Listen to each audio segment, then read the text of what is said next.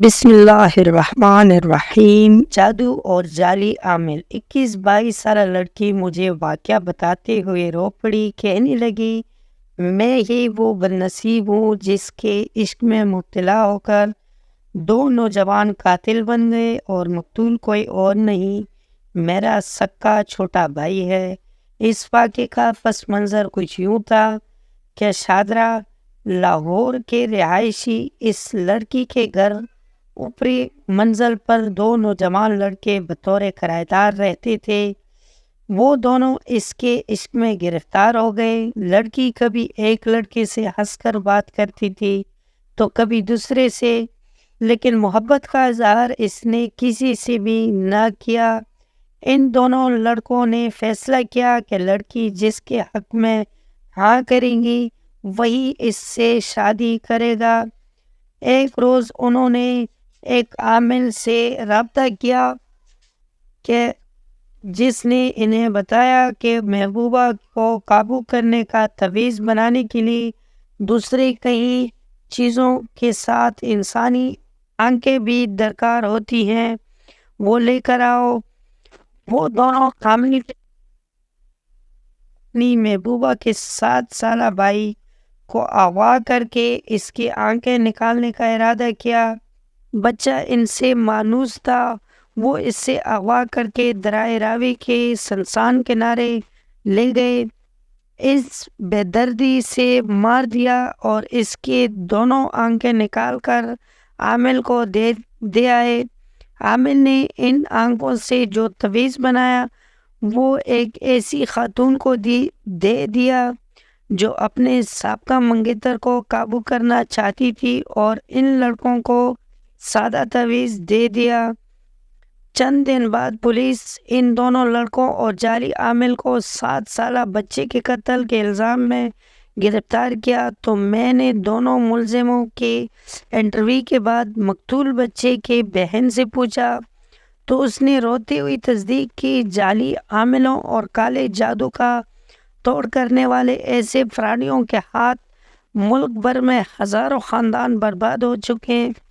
ایسی ایک واقعہ گرین ٹاؤن لاہور میں پیش آیا جہاں باپ نے عامل کے کہنے پر اپنی 3 کمسن بیٹیاں قتل کر کے کیا تاکہ اس کی ہاں بیٹا پیدا ہو۔ China scheme.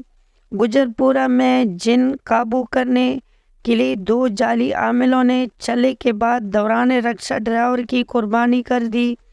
پاکستان میں کالے جادو کا شکار ہونے والوں کو پتہ ہی نہیں ہوتا کہ کالا جادو کیا ہے اور سفید جادو کیا بلا ہے۔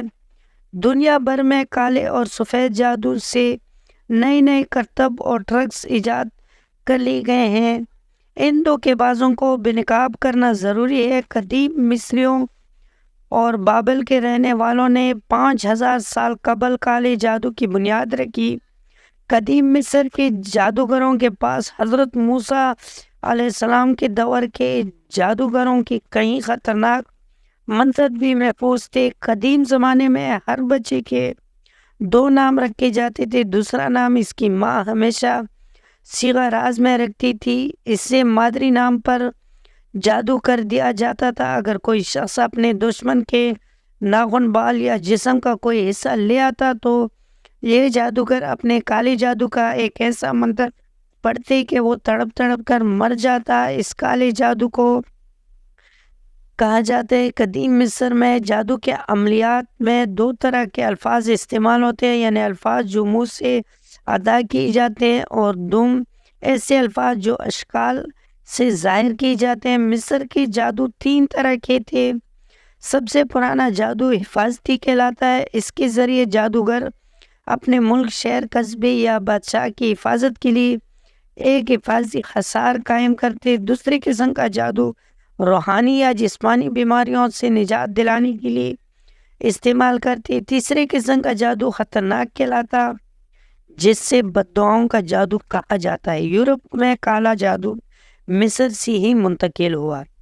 باقی اسٹوری اگلی قسط میں دیکھنے کے لیے ہمارا چینل کو سبسکرائب کر لے اور بیل نوٹیفیکیشن کو آن کر لے تاکہ اگلا قسط آپ تک بآسانی پہنچے۔ امید ہے آپ لوگوں کو یہ اسٹوری کا قسط پسند آیا ہوگا۔ اگر پسند آیا تو ویڈیو کو لائک کر لے، کمنٹ میں اپنے رائے کا اظہار ضرور کر لینا۔ اگلی قسط میں پھر انشاءاللہ ملاقات ہوگی۔ اللہ حافظ۔